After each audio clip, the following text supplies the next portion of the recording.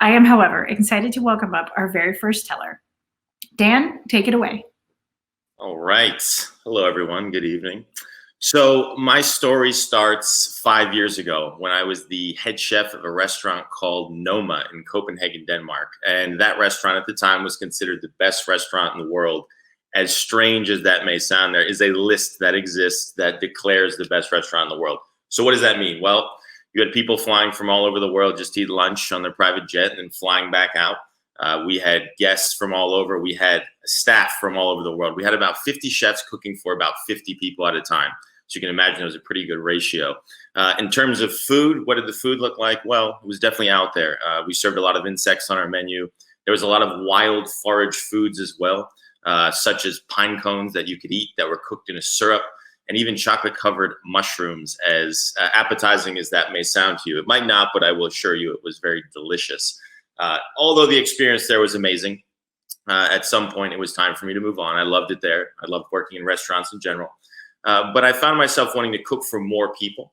I wanted to cook for people more often. That was maybe the thing that I was missing most. You know, in restaurants, especially a restaurant like Noma, you're only seeing people every once in a while. So the idea of cooking for someone every day, kind of like you do in your home, to really kind of take care of them. And if you're cooking for people who really need it most, you have an opportunity to really help them out. So that was kind of where I wanted to go with things. So that wasn't going to be in a restaurant. So I started a company called Brigaid. Brigaid essentially is a company where we encourage and train professional chefs that would otherwise work in, say, a restaurant or a hotel to go into institutions like public schools to work with their teams to help them reach their goals of improving food quality, improving the service of that food. So I started that company. And of course, because I was the chef of the best restaurant in the world, I felt as though I had this on lock. You know, I was a good chef. I could understand some of the problems that we would encounter. Sure, the budgets are very small. We had to follow nutritional guidelines. But again, I was this talented guy. I had a lot of experience. I was going to hire other really talented chefs. And this is kind of how it all started. So we fast forward a little bit to the first day of school. This was in 2016 in New London, Connecticut. First day of school came, and we had planned this meal that was kind of going to break the mold in terms of school food. You know, we were going to serve tacos that day, but it wasn't going to be your hard shell tacos with ground beef and, you know, generic iceberg lettuce, very simple stuff. We wanted to kind of go out there. So we made a meal. We tried to be super authentic. We made tacos. Instead of using the crispy corn tortillas, we used corn tortillas, but soft corn tortillas, not flour tortillas, which the kids wanted, but soft corn tortillas. Instead of ground beef, we took chicken, we marinated it, we roasted it, we sliced it. We garnished it with leaves, whole leaves of cilantro, chopped white raw onion. We served that with a rice and beans dish that we tried to make as authentic as possible. We served it with pickled vegetables. Yes, pickled vegetables. And then on the side, instead of serving a whole piece of fruit that kids struggle to eat in that 10 minutes that they have for lunch, we did this thing which we called a pineapple popsicle. And we thought we were legends. I mean, I couldn't tell you. It's embarrassing to talk about this because I feel like most people watching this are hearing me talk about these dishes we came up with and are probably just assuming that it didn't go well. And you're right. It was an absolute disaster. We thought it was amazing. Disaster. First of all, we struggled to do this. It was we were way too ambitious. So the staff was overworked that day. They weren't happy about what was happening. And then getting to the food. Well, I told you, we went into using the soft corn tortillas. They weren't great quality because the budget's low. So they started to fall apart. So kids couldn't even really eat the taco. Of course, they didn't want the cilantro leaves. Of course, they didn't want the raw white onions. So they were just eating the chicken. That was probably the most acceptable part of the menu. The rice and beans, again, we tried to make it authentic. Within the guidelines that we have to follow, the nutritional guidelines, it was very difficult. So you had younger kids basically saying, this doesn't taste like I eat at home. I eat better rice and beans in my home. We had older kids telling us that it wasn't authentic, which they were right. Both of them are right. So we just failed miserably in that sense. The pickled vegetables, I mean, I don't even, completely honest with you, it's like, it's embarrassing to talk about it because obviously the kids did not want the pickled vegetables we put on the plate. But then the pineapple popsicle, I thought the pineapple popsicle would be like the savior to this meal because we're like seeing kids kind of move through the meal and realizing that it's not successful. Pineapple popsicle, essentially what it was, we took a pineapple vertical, we cut it into 16ths. So these long wedges, of course, we had taken the skin off and the core out. And we put this long wedge on a popsicle stick. We brushed it with lime juice. We seasoned it with lime zest, salt, and chili powder, and we froze it. And we put it in a little bag. We served it like this. We thought kids were going to love this. Again, you're probably thinking to yourself, that sounds like a terrible idea to serve the kids. And you were right. It was a terrible idea, even though we thought it was great. I'll blame one of my coworkers for the idea, but we were excited about it. I think there was one kid who ate like 30 of these things out of the 1,000 that we made. The rest of the kids literally were taking the pineapple sticks out of the pineapple and using it to vigorously scrape off any remnants of anything that was on the pineapple. All they wanted was fresh pineapple. So that was the first day. We didn't really learn from that. We were eager to continue. Some of the other failures that we encountered, I remember one day we had put soup on the menu. And one of the soups we had put on the menu was squash soup. It was butternut squash soup. It was the fall. We're thinking, wow, we're cooking seasonal school food here. It was this butternut squash soup, and the base was coconut milk, so it was kind of sweet.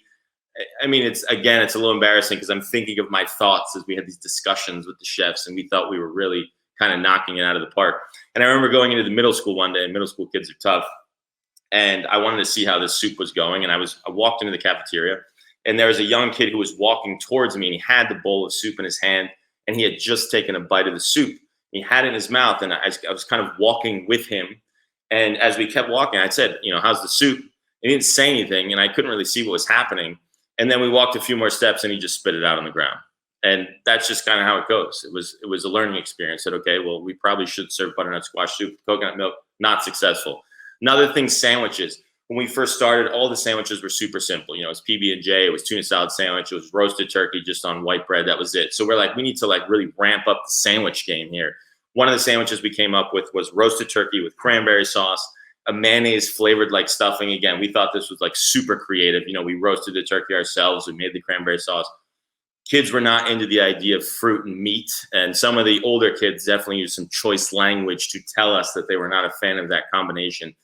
Subsequently, one of the other 3 sandwiches we had come up with was chicken salad with grapes. So another fruit and meat combination. So needless to say, that was not a home run. So we continued, and we continued to get pretty harsh feedback. I remember one time we adopted this way of collecting feedback that we had seen at a college where they had brown napkins that you could ask for feedback and ask what the kids, give them to the kids, and the kids can put them on a bulletin board. And we would get things like "try harder" as the feedback. That's what it was like. What can we do better? Try harder. That was it. I remember one time in the high school, and this was probably the worst thing, is when you see these movies and there's like these kind of teenage movies where there's a stereotypical scene where someone's running for office, and part of their speech, running for student government, part of their speech is that they're going to change the school food. Well, after a year of being in New London public schools, there was a girl that was her whole campaign, that she was going to revert back to the food because it was so bad, the food that we were serving. We had made all this food from scratch, and they thought it was terrible. Then there was a time when we finally learned. It took all this, we kept going. This was about a year and a half, and then we finally learned. And how did we learn? Well, we took peanut butter and jelly sandwiches off the menu. And what happened? Well, when we took peanut butter and jelly sandwiches off the menu, there were kids that we knew that really, really depended on those meals. And as there are many kids across the United States that depend on school meals. That's why the program is so important. And then we started to see kids, because that peanut butter and jelly sandwich was not an option for them, choosing not to eat because they didn't feel comfortable with any of the options that were available to them. So obviously that hit home right away. We felt terrible. We realized that we missed the point. We let our egos get in the way of what we really were there to do. And that, first and foremost, is to address hunger, and that there are a lot of kids that need these foods. So this really changed our mindset. We went back to the drawing board, and we figured out what to do. We found a balance between what the kids wanted and what we felt was good for them. So we took off chicken patties, we took off chicken nuggets, things like that, but we put roasted chicken on, simple roasted chicken dishes. Kids love them. Simple, fresh pasta dishes, baked goods made from scratch every day. And this started to show success. Kids were happy with the food. And since then, we've really built off of this. So in the end, we're 4 years into this. What did we learn? Well, I could say, what did we learn? What did I learn? Basically, that feeding children well is really, really, really hard. But maybe more importantly, feeding children well means something different to each child. You can't just feed every child the same thing and say, this is how you feed a child well.